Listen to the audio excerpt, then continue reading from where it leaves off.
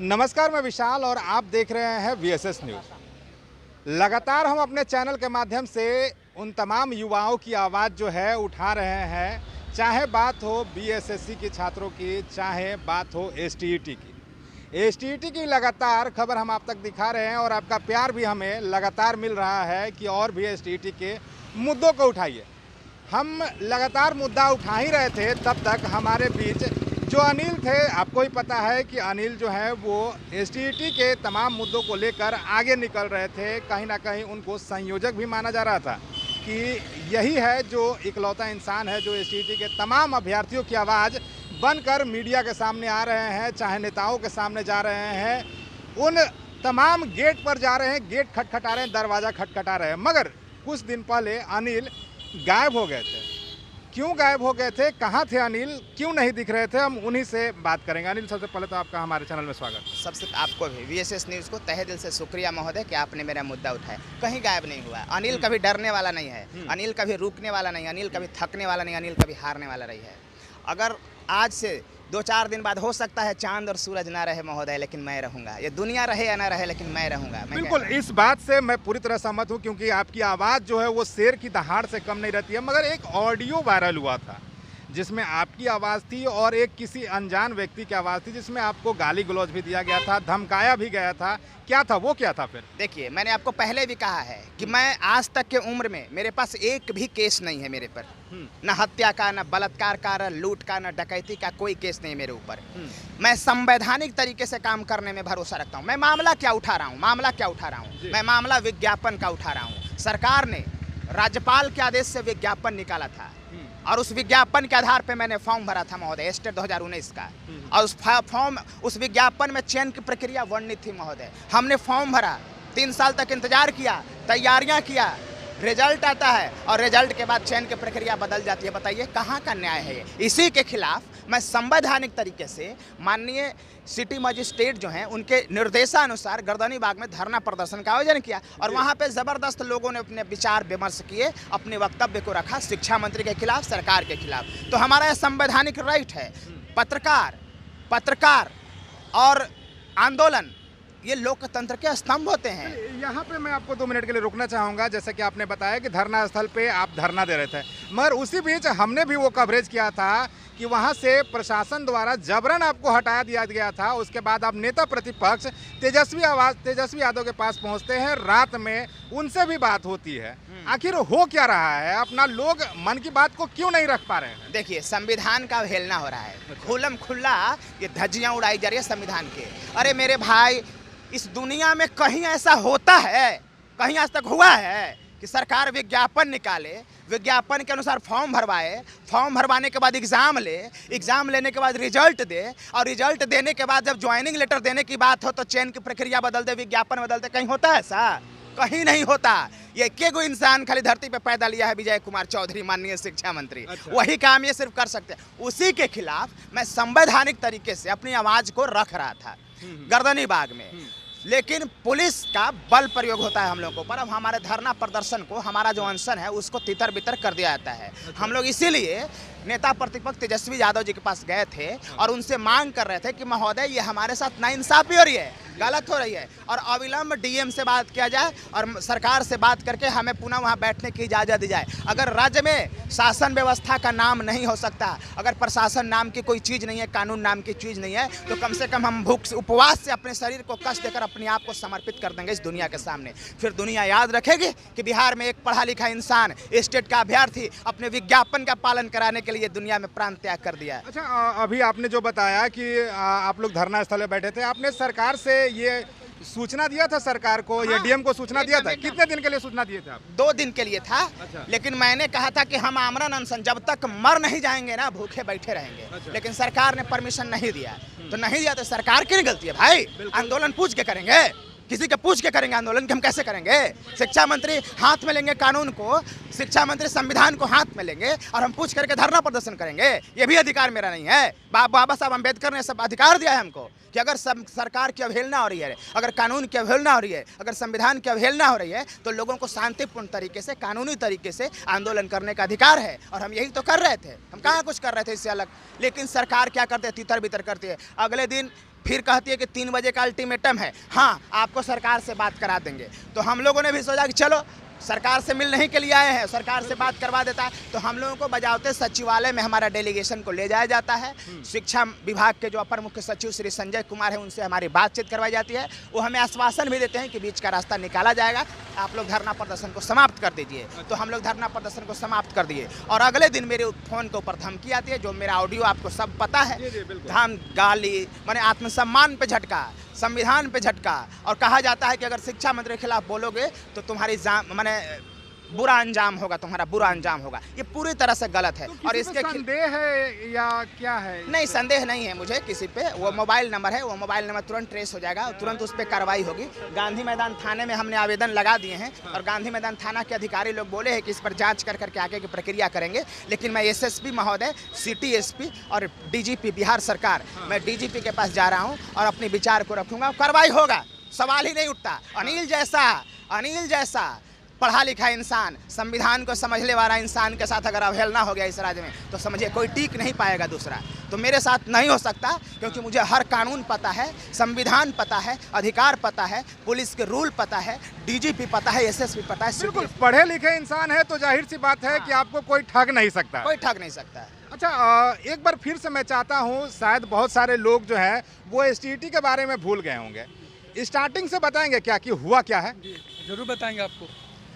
देखिए, ये 2019 में विज्ञप्ति आती है, सरकार जो है कि विज्ञप्ति लाती है टीचर बहाली के लिए, माध्यमिक के लिए। तो उस समय जो नोटिफिकेशन आता है, विज्ञप्ति उस आधार पर हम लोगों ने फॉर्म डाला।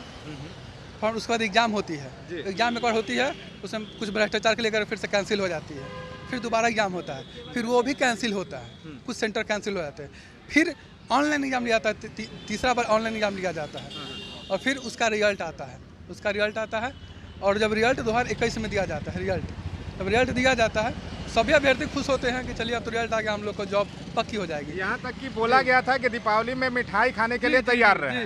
शिक्षा मंत्री खुद आकर बोले थे कि इस बार जो भी अभ्यर्थी हैं स्टेट मेरिट लिस्ट वाले, तो सब लोग इस बार रहे, इस सब लोग मिठाई खाएंगे दीपावली से पहले। दीपावली से पहले उन लोग का दीपावली मनेगा। शिक्षा मंत्री का खुद स्टेटमेंट है। हम सभी विद्यार्थी खुश हैं कि चलिए अब हम लोग की जॉब पक्की हो गई, अब हम जा करके पढ़ाएंगे स्कूल में। लेकिन 21 जून को रिजल्ट आता है और 26 जून को, ये 2021 की बात कर रहे हैं, 21 जून को रिजल्ट आता है और 26 जून को एक कमेटी बना करके हमारी चयन प्रक्रिया जिस आधार पर हमने फॉर्म डाला था, उस चयन प्रक्रिया में छेड़छाड़ कर दिया जाता है, बदलाव कर दिया जाता है और मेरिट को नॉन मेरिट साथ बराबर कर दिया जाता है। 30,675 विद्यार्थी हैं और इसको जो है कि 80,000 के साथ मिला करके मर्ज कर दिया था और सब लोगों को कहा था सब लोग नियोजन में जाएंगे, फॉर्म डालेंगे। अच्छा, ये न्याय हुआ? ये तो अन्याय हो गया ना मेरिट वाले के साथ। जो किसी का 17 नंबर है, किसी का 140 नंबर है, दोनों का आप कैसे कर सकते हैं? ये तो अन्याय हो गया ना। और साफ चयन प्रक्रिया में साफ लिखा हुआ था कि सीट के बराबर नहीं रिजल्ट देंगे, सब कुछ क्लियर करके लिखा हुआ था। सब लोग सब बात को जानता भी था, लेकिन शिक्षा मंत्री जी किसके दबाव में आकर के, या हमें लगता है कि ये शिक्षा व्यवस्था तो अभी कमाई का जरिया ना हो गया है। अच्छा। कमाई का जरिया शिक्षा माफिया लोग बैठे हुए हैं ना शिक्षा विभाग में। ये लोग जो है कि किसी भी तरीका से ऐसा लूप होल छोड़ते हैं जिससे कि भ्रष्टाचार हो। इस बात को मानना पड़ेगा कि ऐसा वो लूप होल छोड़ देते हैं, ऐसा वो जगह बना देते हैं जिससे कि इसमें भ्रष्टाचार हो। और 30,000 बच्चे की जगह पे आज देख रहे हैं 80,000 बच्चे एक कर दिया गया और मेरिट को नॉन मेरिट से बराबर कर दिया। ये तो अन्याय ही ना होगा मेरिट के साथ। इसलिए हम लोग आंदोलन आज 2 महीना से हम लोग आंदोलन कर रहे हैं। चलिए, ये बात तो पूरी तरह से दिख रहा है कि आंदोलन लगातार जारी है। कहीं ना कहीं उन अभ्यर्थियों को सरकार ने ही बोला था कि दीपावली से पहले आप अपने परिजनों को मिठाई खाइए, खिलाइए, खुद भी खाइए, क्योंकि आपकी नौकरी जो है वो तय हो गई है, सरकार आपको चुन ली गई है।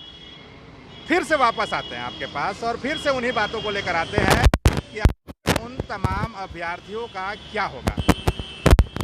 मैं वीडियो दूंगा शिक्षा मंत्री जी का। शिक्षा मंत्री दिन में 4 बार झूठ बोलते हैं। अच्छा, वो कैसे? मैंने विचित्र इंसान, धरती पर एगो विचित्र इंसान पैदा ले लिए वो। हाँ। मैंने ऐसा इंसान नहीं देखा, इतना कंफ्यूज्ड ब्रेन का। अच्छा। कोई अपना ही विज्ञापन को कोई कैसे चयन प्रक्रिया को बदल सकता है रिजल्ट के बाद? हाँ। कभी नहीं। तो ये आंदोलन जो है महोदय, ये कभी रुकने वाला नहीं है, ये थमने वाला नहीं है। ये आंदोलन नहीं है, ये क्रांति है। हम मनरेगा के मजदूर नहीं है जो हमारे अधिकार को कोई दबा, वो भी हित के लिए। हाँ बिल्कुल, राष्ट्र हित में, बिहार हित में। पहली बार ऐसा हुआ है कि बिहार के इतिहास में एक ऐसा शिक्षक मिलने जा रहा है जो आईआईटी से पढ़ा हो। महाराज, कोई आज तक बिहार सरकार में आईआईटी का टीचर बना है? एनआईटी का मैं खुद टीचर बन जाऊंगा बिहार सरकार का, गर्व की बात होगी। बिल्कुल, क्योंकि इससे पहले का भी वीडियो हमने देखा है कि जो शिक्षक बहाल है उन्हें जनवरी और फरवरी का स्पेलिंग भी नहीं पता है। हमनी है प्रोफेसर के पढ़ावे वाला। अच्छा। किसी की औकात है तो ले लो मेरा इंटरव्यू, ले लो परीक्षा। माने विचित्र इंसान हम लोग हैं। माने बिहार के इतिहास में इतना विद्वान शिक्षकों की टोली पहली बार बिहार को मिलने जा रही है। शिक्षा मंत्री अन्याय कर रहे हैं, संवैधानिक माफी चाहता हूँ, है नहीं थी, क्योंकि कहीं ना कहीं रोका गया है आप लोगों को। बहुत बार रोका गया, कोई रोक नहीं सकता। हाई कोर्ट है, माननीय हाई कोर्ट है, माननीय मुख्यमंत्री महोदय हैं हमारे साथ, माननीय राज्यपाल हैं महोदय हमारे साथ, माननीय उच्चतम न्यायालय के महान न्यायाधीश। फिर बिहार के शिक्षा मंत्री क्यों नहीं आपके साथ? शिक्षा मंत्री अकेले हैं। अच्छा। वो गलत सलत काम करना चाहते हैं। नियोजन इकाई में जानते हैं, नियोजन इकाई में पैसा चलता है तहसीली, वो सोच रहे हैं कि उसके जरिए कुछ पैसा कमाया जाए। अरे पैसा कमाए, शिक्षक से पैसा कमाओगे? शिक्षक से पैसा कमाओगे? काम करते हैं, इसके बदले पेंशन, सबको पेमेंट मिलता है, पेंशन मिलता है। तो शिक्षक को बेच करके पैसा नहीं ना आप कमा सकते हैं। तो गलत तरीका अख्तियार किए हुए हैं। खैर भगवान, ये दुर्गा पूजा चल रहा है और माँ दुर्गा उनको सुबुद्धि दे। हाँ। सुबुद्धि दे। अच्छा, आप ही कामना कर रहे हैं? हाँ, हम अच्छाई के रास्ते पर हैं, वो बुराई के रास्ते पर हैं, और बुराई को अच्छाई पराजित करता है, ये इतिहास ने देखा है। अब अगर अनिल हार गया, तो ये संविधान हार जाएगा। अगर अनिल हार गया तो ये देश हार जाएगा। अगर अनिल हार गया तो मानवता हार जाएगा। इसलिए हम कभी नहीं हारने वाले, हम कभी नहीं हारने बिल्कुल, अनिल हार जाएगा तो मानवता हार जाएगी, जैसा कि अनिल बता रहे हैं अपने शब्दों में। मगर अनिल से हम भी एक बात पूछना चाहते हैं। बीच में आप मीडिया से बिल्कुल ओझल से हो गए थे, क्या वजह थी? सुरक्षा कारणों से मैं 3-4 दिन का, 1 सप्ताह का ब्रेक ले लिया था, क्योंकि मुझे ऐसा लगा कि थोड़ा सा सुरक्षा भी रहना चाहिए, क्योंकि पता नहीं कौन है वो। लेकिन ऐसा कोई बात नहीं है, बहुत बुज़दिल इंसान है वो, जो हमसे उलझने की कोशिश करता है। दुनिया में कोई ऐसा बुलेट नहीं बना जो अनिल की छाती को बेच सके, ठीक है ना। तो मैं कभी हारने वाला नहीं हूँ, किसी से डरने वाला नहीं हूँ। और कोई हमको गिदड़ भभकी दिखा करके कोई डराना चाह रहा है, उसको हम सबक सिखाएंगे। अच्छा, इसकी शिकायत आप अधिकारियों को किए? गांधी मैदान थाना में कर दिया हूं, लेकिन अभी एफआईआर नहीं हुआ है, इसलिए मैं जा रहा हूं अभी डीजीपी महोदय से मिलने, डायरेक्टर जनरल ऑफ पुलिस जो बिहार के हैं, उनसे मैं मिलने जा रहा हूं। अभी एसएसपी महोदय से मिल के आ रहा हूं, सिटी एसपी से मिल के आ रहा हूं। तो मेरा अधिकार को कोई दबा नहीं सकता। तो अगर आप इन्हीं सब चीज़ों में उलझे रहेंगे तो लग रहा है कि आप अपने लक्ष्य को, थोड़ा सा लक्ष्य से भटक नहीं जाएंगे? करना तो पड़ेगा, लक्ष्य तो भटक गए। हम लोगों को स्कूल में जाएंगे, इतने विद्वान पढ़े लिखे शिक्षक, रोड पे इंटरव्यू देने के लिए हम नहीं बने हैं। जी बिल्कुल। हम स्कूल में जाएंगे और वहाँ से डॉक्टर, इंजीनियर, प्रोफेसर, बहुत बढ़िया लीडर पैदा करेंगे। हम लीडर पैदा करते हैं। लीडर तो अनिल जी आप ऐसे भी हैं, क्योंकि जितने भी अभ्यर्थी है, कहीं ना कहीं एक भरोसा है कि अनिल ही हमें सहारा देगा। डूबते नैया को एक तिनके की सहारा होता है, उसी तरह तमाम अभ्यर्थियों के, खासकर अभ्यर्थियों का आप वही तिनका साबित हो रहे हैं। नहीं, लीडर नहीं हूँ, शिक्षक हूँ। लेकिन अब वक्ता, शिक्षक से बड़ा कोई लीडर नहीं होता और शिक्षक से बड़ा कोई वक्ता नहीं होता। तो चूँकि बढ़िया शिक्षक हूँ मैं, तो बढ़िया वक्ता हूँ मैं, तो कोई फ़र्क नहीं पड़ता। शिक्षक नेता नहीं हूँ मैं शिक्षक हूँ, और बहुत गर्व है मुझे। वाकई में शिक्षक हूँ, वाकई में शिक्षक हैं आप। शिक्षक हैं। ये वो नहीं, सैलरी मिलने वाला शिक्षक नहीं होता। शिक्षक वो होता है जिसमें शिक्षक के सारे गुण मौजूद होते हैं महोदय। वाकई में शिक्षक हूँ मैं। चलिए, मैं कुछ शब्दों में अपने बयान को ख़त्म करने वाला हूँ। आप अपने तमाम एसटीईटी अभ्यर्थियों को जो कि आपके सहारे, उनको क्या बोलना चाहेंगे? कि हम लोगों को एकदम नहीं हारना है, हम लोगों को एकदम नहीं उदास होना है। जीतना हमारा एकदम उद्देश्य है और जीतेंगे हम। कोई माई के लाल पैदा नहीं लिया दुनिया में जो हम लोगों को पराजित कर सके, क्योंकि हम सच्चाई के रास्ते पर हैं, हम संविधान के रास्ते पर हैं, हम बाबा साहब के रास्ते पर हैं, हम अच्छाई के रास्ते पर हैं। बुराई पर चढ़ने वाला कोई पराजित नहीं कर सकता। असंवैधानिक पथ पर चलने वाला पराजित नहीं कर सकता। गलत काम रास्ते पर चलने वाला पराजित नहीं कर सकता। कभी पराजित नहीं होऊंगा मैं, मुझे भरोसा है। और सभी अभ्यर्थियों से मेरा नम्र निवेदन है कि मेरे साथियों, हौसला मत हारना, हौसला मत हारना, हौसला मत हारना। जीत हमारी होनी है, जीत हमारी होनी है। और भाई पे भरोसा रखने की जरूरत है। हर मोड़ पर साथ रहूंगा, जान की बाजी लगा दूंगा। मैंने पहले भी कहा है, जान की बाजी लगा दूंगा, हार नहीं मानूंगा। चलिए, अगर आखिरी शब्दों में, क्योंकि अभी काफ़ी देर से हमारी बात हो रही है, शिक्षा मंत्री हो या नीतीश कुमार हो, उनसे क्या अनुरोध करना चाहते हैं आखिरी शब्दों में? शिक्षा मंत्री से तो मैंने बहुत अनुरोध कर ली। अंत में माननीय मुख्यमंत्री महोदय से मेरा नम्र निवेदन है कि महोदय, संविधान का पालन होना चाहिए, विज्ञापन का पालन होना चाहिए। स्टेट 2019 राज्यपाल के आदेश से विज्ञापन निकाला गया था, उस विज्ञापन के चयन प्रक्रिया का पालन होना चाहिए महोदय, उसका पालन होना चाहिए। और जो सरकार ने अपने विज्ञापन निकाले थे उसमें बजावते आनंद किशोर जी का 15 मिनट का वीडियो है, क्या सब कुछ गलत हो जाएगा? वीडियो गलत हो जाएंगे? संविधान से निकाला हुआ, राज्यपाल के आदेश से निकला हुआ विज्ञापन गलत हो जाएंगे? आर.के. महाजन का लेटर गलत हो जाएगा? गिरिवर दयाल सिंह जी का लेटर गलत हो जाएगा? इसलिए माननीय मुख्यमंत्री जी से मेरा नम्र निवेदन है कि आपका चेहरा को धूमिल कर रहे हैं माननीय शिक्षा मंत्री, इनको रोका जाए। ये गलत रास्ते पर चल रहे हैं, ये असंवैधानिक रास्ते पर चल रहे हैं महोदय। ये संविधान की पालन करना होगा और आपके हित के लिए और आपके चेहरा को सुंदर बनाने के लिए विज्ञापन का पालन होना चाहिए, संविधान का पालन होना चाहिए और स्टेट 2019 का विज्ञापन का पालन होना चाहिए महोदय, होना चाहिए। चलिए, तो ये थे हमारे साथ एसटीईटी के तरफ से दहाड़ लगाने वाले अनिल, जो कि तमाम एसटीईटी अभ्यर्थियों का कंधा बने हुए हैं। एक कहावत है, डूबते नैया को एक तिनके की सहारा होता है, और वही तिनका बनकर जो अनिल हैं वो उभर रहे हैं। सरकार की रणनीतियों को लगातार चुनौती दे रहे हैं कि हमें हमारा हक चाहिए, और ये चुनौती कुछ गलत नहीं है। कहीं ना कहीं अगर कोई इंसान पढ़ लिख कर अपनी नौकरी के लिए उम्मीदवारी घोषित करता है तो ये आखिर कहाँ का गलत है, कहाँ गलत हो जाता है आखिर। बहरहाल, ये वीडियो कैसा लगा हमें कमेंट्स करके ज़रूर बताएं और ज़्यादा से ज़्यादा शेयर करें ताकि उन तमाम लोगों तक ये पहुँचे, ताकि वो भी अपना आवाज़ उठा सके अगर उन पर गलत चीज़ हो रहा है तो। तब तक के लिए दे हमें इजाज़त, बने रहे हमारे साथ, धन्यवाद।